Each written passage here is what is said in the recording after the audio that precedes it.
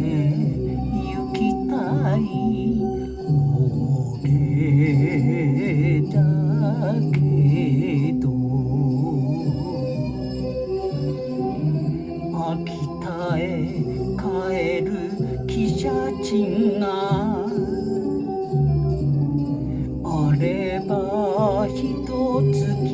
生きられるだからよだからよ帰れないんだよ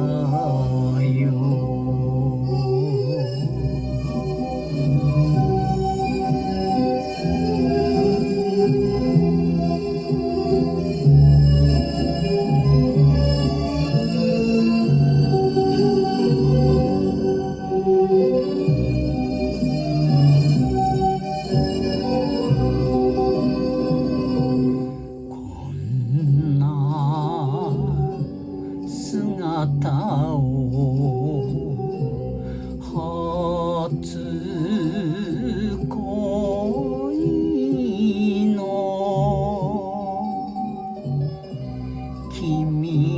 に見せたくないんだよ男の胸に抱きしめた夢が泣いてる裏通りだからよだからよ帰れないんだよ